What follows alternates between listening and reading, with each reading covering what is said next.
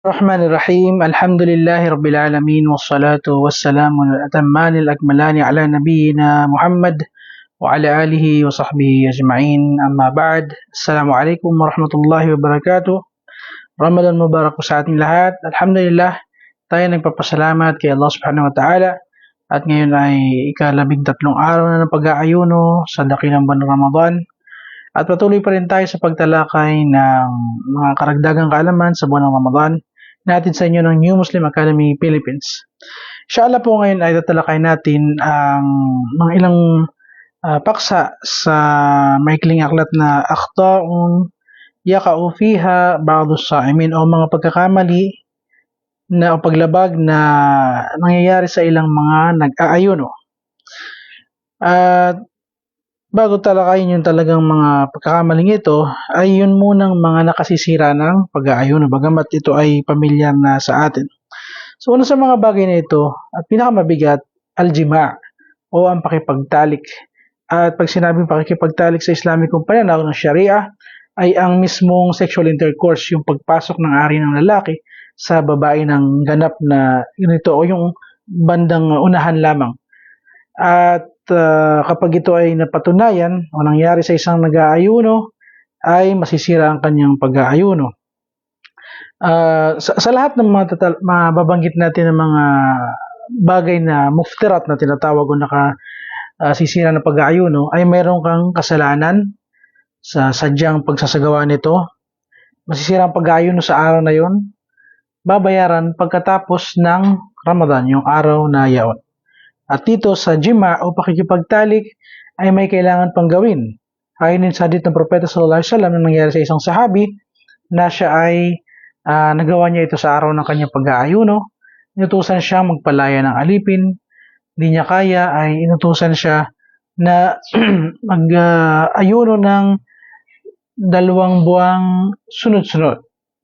At hindi niya rin yun makakayanan. Sinabi niya, siya ay magpapakain ng 60 na miskina o 60 mga mahihirap na Muslim. So mabigat ito dahil ito rin ang isa sa yung tinatawag na syahwa, yung pagnanasa, na isang pinipigilan natin habang tayo ay nag-aayuno.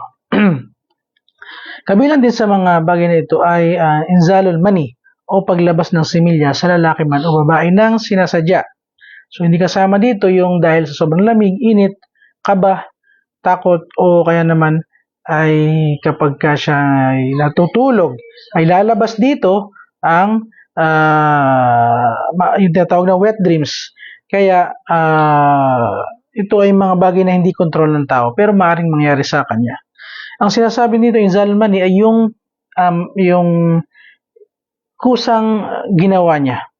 O kapag o siya ay na-expose o pinilit niya o hinayaan niya ang sarili niya ma-expose sa bagay na kantig ng kanyang damdamin at lalabasan siya ng similya, ay doon masisira ang kanyang pag-aayuno. Subalit hindi ito katulad ng pakikipagtalik na kailangan pa yung mga fidya na tinatawag na banggit natin kanina, yung pagpapalaya ng alipin, etc. Bagkus ito ay pagbabayad ng araw na yaon na kung saan nasira ang kanyang pag-aayuno. At itutuloy niya pa rin yung kanyang pag-aayuno kapag siya ay huminto sa kanyang ginawang pagkakamali. Kabilang din dito ang pagkain, sinasadyang pagkain at pag-inom. So, yung hindi sinasadya ay hindi ito kabilang. Kaya, at nangyayari ito sa ilang mga nag-aayuno na wala sa kanyang hinagap, mapapakain siya, mapainom ng siya pa rin nagpa-fasting. Pero ang tinutukoy natin nakakasira yung kanyang sinasadyang gawin ito na hindi naman siya naglalakbay o hindi naman siya may karamdaman na siyang magpapahintulot sana sa kanya na kumain at uminom. Gayon din kabilang dito yung mga injection o hukn na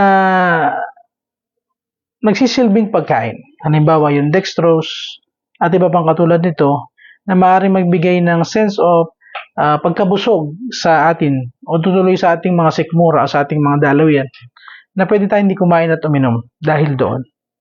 So iba pang mga injections na maliban dito ang epekto, bawa yung ibang mga gamot o kaya insulin na hindi naman nagiging talagang pagkain ng ating katawan ay hindi dito kabilang. Ganon din ang pagbibigay ng dugo o bloodletting. Kapag malaking kamiya o volume ng dugo ang mawala sa atin, maaaring sa sugat, o kaya ay nag-donate tayo, o kinakailangan talaga, halimbawa, o ano pa mang pangyayari sa katawan natin na lumabas ang malaking volume ng dugo, ay masisira ang ating pag-aayuno. Kabilang din doon yung hijama o yung blood cupping. Ako sa sinabi ng Propeta sallallahu alaihi wasallam, after al-hajim wal mahjum, nasira ang pag-aayuno ng nagsagawa ng cupping at yung taong ginawa ng cupping kung nagdulot ito ng pagkahina ng kanyang katawan. Ganun din yung natural na paglabas lalo sa mga kababaihan noong dugo, yung regla o akramakumullah, yung haid, one nifas o yung postpartum bleeding ay nakakasira din ng pag-aayuno. Pagsusuka ng sinasadya. Kapag dahil mapapansin natin yung mga bagay na lalabas sa katawan natin na magpapahina sa ating kagaya ng dugo, yung pagkain na kinain natin, yung pagsusuka, kasi mahihina talaga tayo. So, yun ang nakakasira ng pag-aayuno. Pero sa pagsusuka, yung hindi sinasadya, ibig sabihin nasuka siya o nakakita siya ng something, nasuka siya, hindi niya sinasadya, hindi niya kusang ginawa kasi iba talagang sinasalaksak yung kanyang malalamunan o in-expose yung sarili sa nakakasuka na kadiri halimbawa o bagay na magtutulak sa kanila para masuka. Ayun ang nakakasira ng pag-aayuno. Sabi ng mahal na propeta sallallahu alaihi wasallam, man dhara'ahu al-qay fala qada alayh. Sino man ang masuka, hindi niya mapigilan ang kanyang sarili, ay wala siyang pagbabayaran sa araw na yun. Ibig sabihin, pagpatuloy ang kanyang pag-aayuno at wala siyang babayaran pagkatapos ng Ramadan. Wa man istaqa'a falyaqdi. Sino man ang pasukain ng kanyang sarili ay magbabayad siya sa araw na yaon. Okay.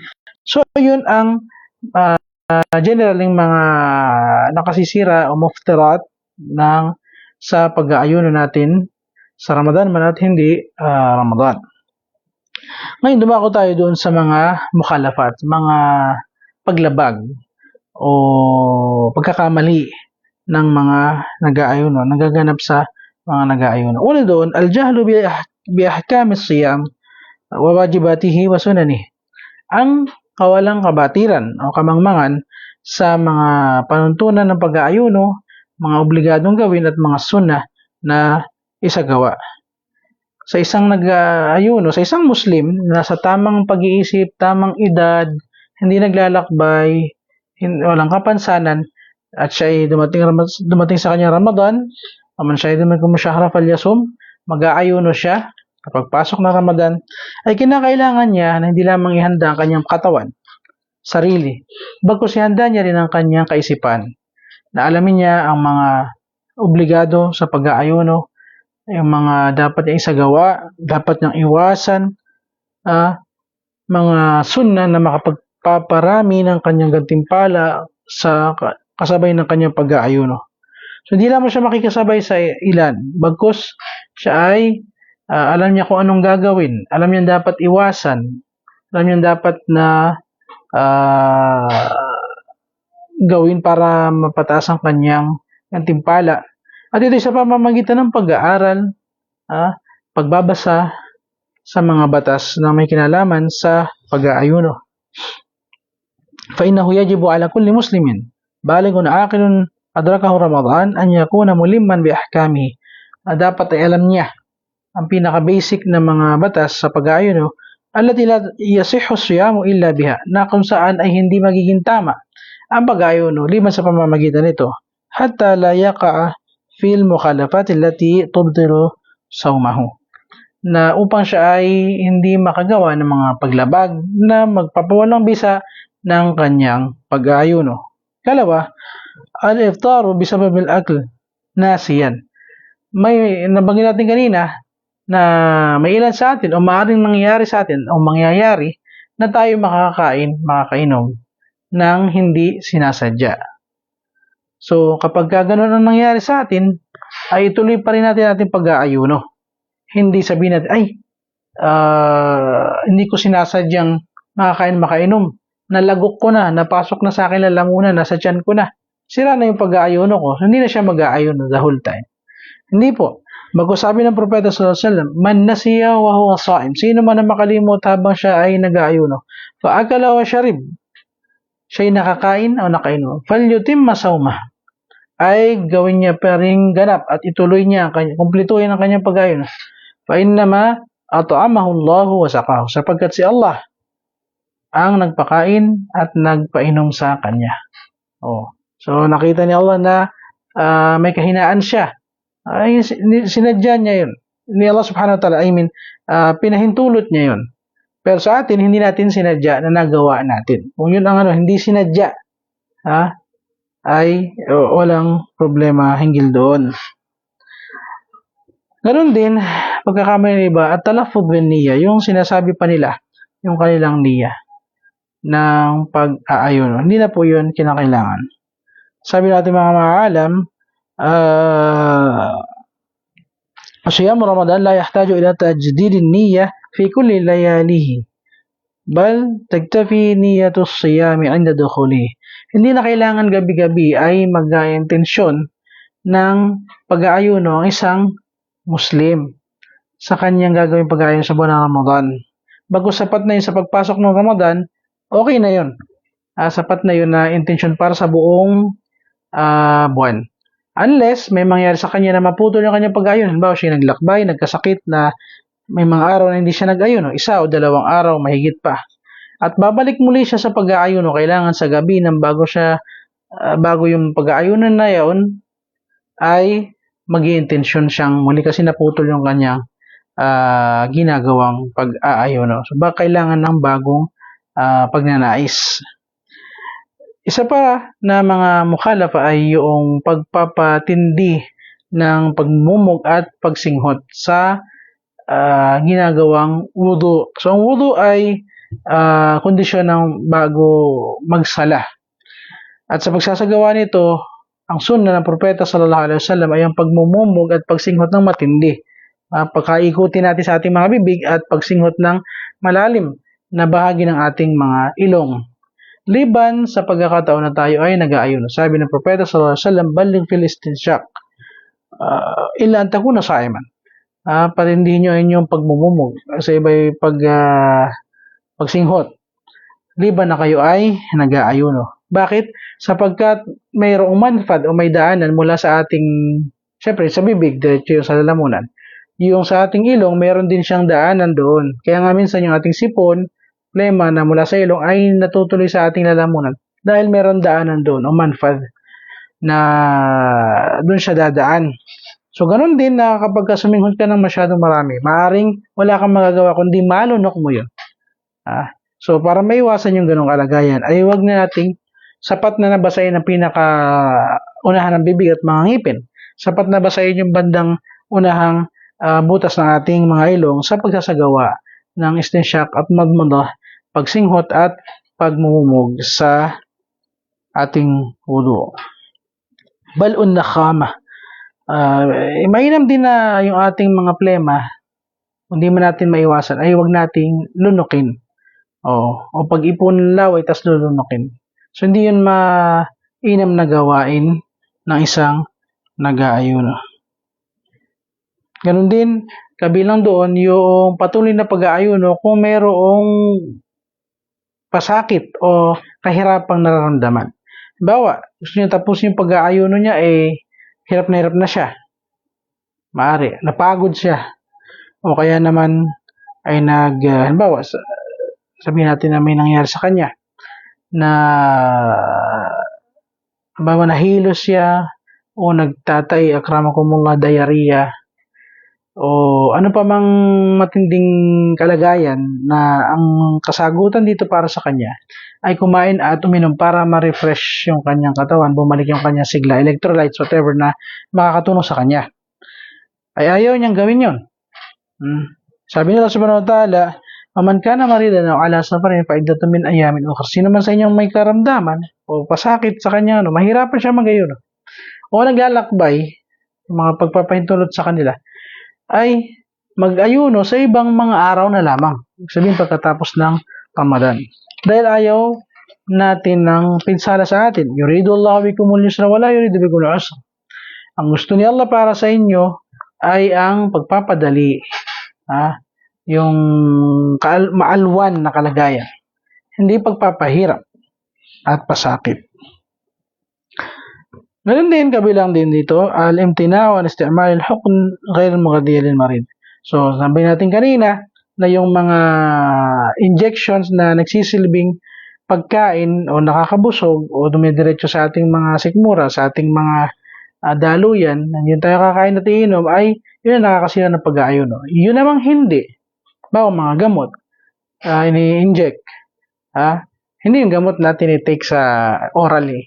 Hindi yun. Yung bawa, yung sa muscular o kaya sa ng bahagi ng katawan natin tinuturok na hindi siya pagkain, pinahihintulutan yung gamitin at sa gawa. Pagkakamali din ng iba ay hindi nila tinutuon ang kanilang mga sarili sa ibadah. Adamu tafarruq lil ibadah fi Ramadan. Ang Ramadan minsan lamang sa isang taon na hindi natin alam kung susunod na taon maabutan natin ang Ramadan. Kung tayo ay buhay pa. O wala ba tayong maramdaman na abala o kalagayan na kung saan hindi tayo makakapag-ayuno.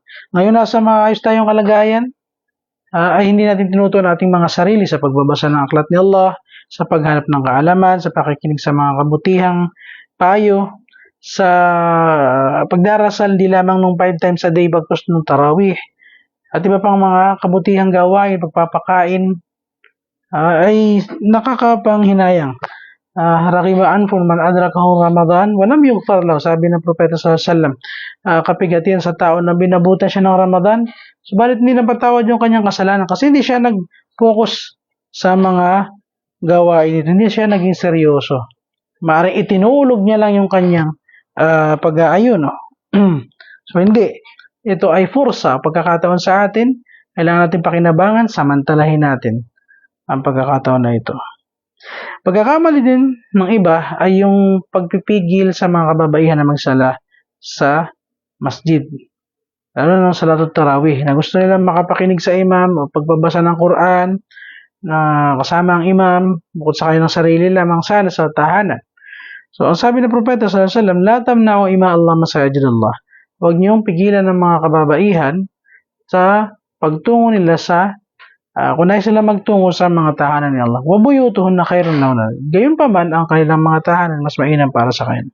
So kung merong kapanatagan, walang fitna na may dudulot yung presence niya o nila sa masjid, ay pinahihintulot yun para sa kanila. Ganun din yung iba ay hindi nagsasala ng tarawih talaga. Nasasala sila ng normal yung 5 times a day. Subalit, yung salatut tarawih na tuwing Ramadan lamang at napakalaking biyaya, ay hindi nila isinasagawa, pinababayan nila. Sabi ng propeta sallallahu alaihi wasallam, man qama Ramadan imanan wa ihtisaba, ghufira lahu ma taqaddama min dhanbi. Sino man ang magdasal sa sa Ramadan, taguin ang pagdarasal sa Ramadan, na may pananampalataya at pag-asa, patatawarin para sa kanya ang kanyang mga naunang pagkakasala. Ganon din, yung iba naman sumasama pero hindi nila tinatapos kasama ang imam. Sabi ng propeta sallallahu alaihi wasallam, man qama ma'al imami hatta yansarif, kutiba lahu qiyamul laylah. Sino man ang magdasal kasama ng kanyang imam hanggang sa matapos siya, ay susulat na para niyang napagdasalan ang buong magdamag hanggang fajar. Wala halos makakagawa sa atin ng ganon kung meron man. Subalit, dahil nasa pagtitiis natin kasama ang imam na nagdarasal, binabasa ang Quran, medyo mahaba yung iba, ay meron tayong malaking biyaya na para tayo nagdasal ng buong magdamag. Allahu Akbar. At kabilang din doon, ta'jilus sahur wa ta'khirul futur. Yung sahur ay kanilang ginagawang maaga. Oh, so kailangan na malapit ito sa oras ng Fajar, ng Subuh. Yun ang sunan ng Propeta sallallahu alaihi wasallam. At ganoon din na kaagad naman ang pagkain ng iftar. Yun ang mga sunan ng Propeta sallallahu alaihi wasallam. La yazalu nasu bi khair ma ajjal al-fitr. Patuloy na sa kabutihan ang sambayanan hanggat sila ay maagang kumakain ng o kaya nang minamadali ang kanilang iftar. Isa pa sa mga pagkakamali ay ang tinatawag na israf o pag-aaksaya sa mga pagkain. Kung kailan tayo nag-aayuno, doon mapapansin sa napakaraming mga lugar na maraming inaaksayang pagkain, inumin, kanin, mga prutas, dates, na ito ay dahil nga gusto natin ng kabutihan, bibili tayo ng pagkain, minsan napaparami na hindi nauubos ng jamaa o ng pamilya natin. So, nangyayari, o kaya sa mga sinaing, ay marami.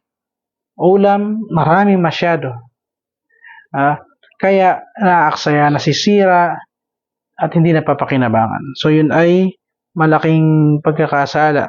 La tabdira, huwag kayong mag-aksaya ng maraming pag-aksaya. Innal mubadhirina kanu ikhwana shayatin. Ang mga mapag-aksaya ay kapatid ng mga satanas. Gawain ni satanas. Kapatid niya yung mga gumagawa. Kulu, washrabu, wala tusrifu. Bain kayo uminom at huwag kayo mag-aksaya. Innahu la yuhibbul musrifin. Sapagkat hindi niya minamahal ni Allah ang mga mapag-aksaya. Okay? At huli sa ating tinatalakay, paputuloy natin yung iba bukas, ay yung pagtulog sa mga salawat. Mayroon silang hadith na sinasabi, naumu saimi ibada. Ang pagtulog na isang nag-aayuno ay pagsamba. Generally, ang pagtulog natin, kung meron tayong tamang intensyon na magising tayo para sa gawain o sa ating pagsamba, ibada yun. Pero, yung ipopokus lang natin yung intensyon natin na pagtulog, pagsamba, kaya samantala, habang tayo nag-aayuno na puro tulog na lamang tayo, yun ang mali doon. At hindi sahih na nanggaling sa Propeta sallallahu alaihi wasallam. Kaya, iba tinutulugan pati yung mga pagdarasal. O, the whole time na nagpa-fasting sila, tulog sila. Kaya, ano pang makukuha nila na mga gantimpala, tinulugan lang nila. Okay? So, inshallah, ay iyon na ilan sa mga mukhalafat o mga akhta, paglabag at pagkakamali sa nag-aayuno. So, tutuloy natin bukas itong tinatalakay na ito. At nawa insyaAllah ta'ala ay malayuan natin ang mga pagkakamali ito, maparami natin ang mga kabutihang gawain, makapagdasal tayo ng tarawih, tahajjud, witr, at makabasa ng maraming salita ni Allah subhanahu wa ta'ala, mabigyan ng biyaya ngayong buwan ng Ramadan, mapatawad ating mga kasalanan. Allahumma amin. Wa sallallahu ala sayyidina Muhammadin wa ala alihi wa sahbihi ajma'in. Assalamualaikum warahmatullahi wabarakatuh. Ramadan Mubarak sa ating lahat.